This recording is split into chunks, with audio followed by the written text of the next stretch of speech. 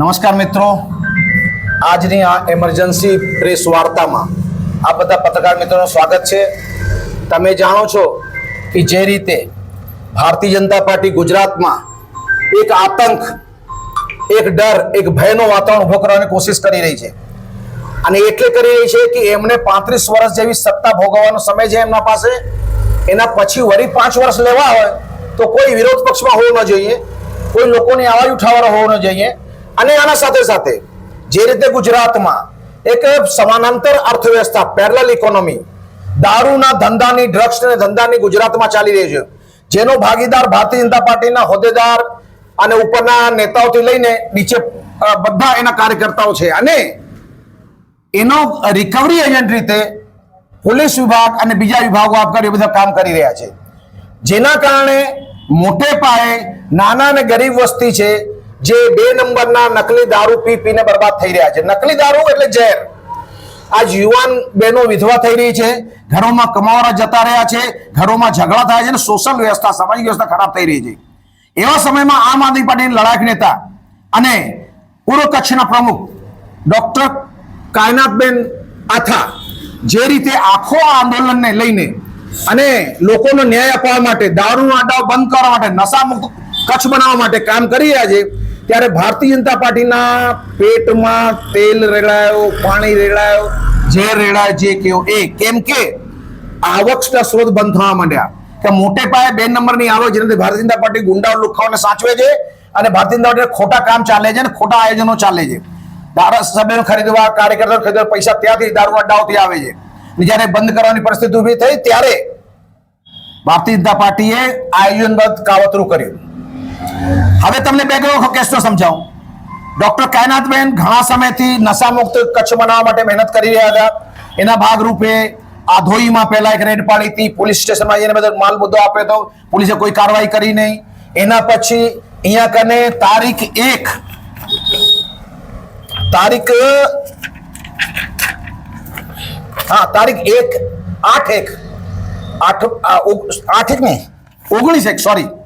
19/1 ના એસપી ઓફિસમાં જાહેરમાં આવેદન આપીને પોલીસ સ્ટેશનમાં આપીને લિસ્ટ 25 જગ્યા ગાંધીધામ આજુબાજુ કે દારૂ વેચાઈ રહ્યો છે એનો લિસ્ટ આપવામાં આવ્યો હતો. એ લિસ્ટ આપવામાં આવ્યો જ્યાં ક્યાં ક્યાં દારૂ વેચાય છે. પોલીસે કીધું આ દારૂના અડ્ડાઓ ચાલે છે, આ દારૂના અડ્ડામાં 2 નંબરનો દારૂ વેચાય છે. પોલીસ એમાં ક્યારે એક્શન લેશે ત્યારે પોલીસે કીધું હતું કે 10 દિવસના દારૂ અડ્ડા બધા બંધ થઈ જશે, ગેરંટી તમને આપું છું. અને એના પછી દારૂ કોઈ અડ્ડા બંધ ન થવાના કારણે વરીથી જનતા રેડનું આયોજન કરવામાં આવ્યું. પોલીસને જાણ કરવામાં આવી કે જનતા રેડ હવે ચાલુ કરશું.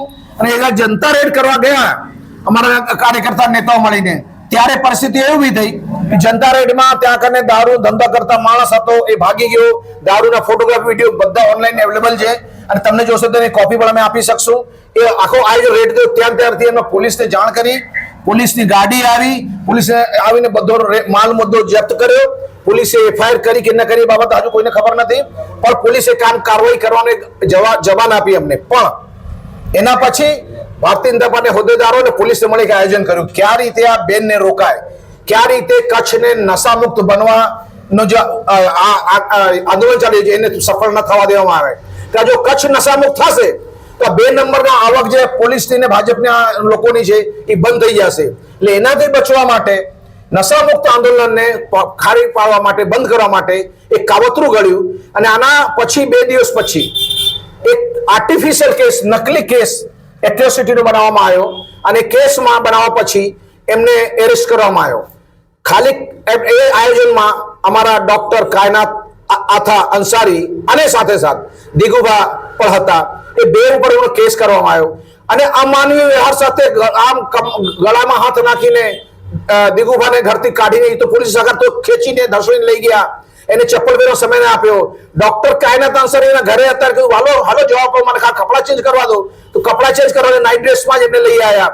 તો ક્યાંક ભારતીય જનતા પાર્ટીના ચાલતી આ police Bharatiya Janata police independent રહી નથી, એ ભાજપાના ઈશારે જ કામ કરે છે. કારણ કે આપણે જાણીએ છીએ કે જયારે 8 પાસ ચોપડી પાસ ગૃહમંત્રીને આઈએસ ઓફિસર સલામ ઠોકતો હોય તો આઈએસ ની માનસિકતા ક્યાં જઈને ઉભી રહે. आज ये परिस्थिति उभी थी जेना भागरूपे आज अहींया कने आज बेन पर કેસ કરવામાં આવ્યો, દિગુભર કેસ કરવામાં આવ્યો. આ બોગસ કેસ છે, એની આખી પ્રોસિડિંગ હોય છે, જે ડિટેલમાં અમારા એડવોકેટ મિત્ર અહીંયા કને છે ટીડી દેવરિયા સાહેબ એ વાત કરશે. એ જ રીતે કેસના એટ્રોસિટી એક્ટમાં શું બાબા સાહેબ અમને લાભ આપ્યો અને શું એનો હક બને છે, એનો ક્યારે દુરુપયોગ સરકાર કરી રહી છે, એની વાત આપણે દેવરિયા સાહેબ કરશે. દેવરિયા સાહેબ.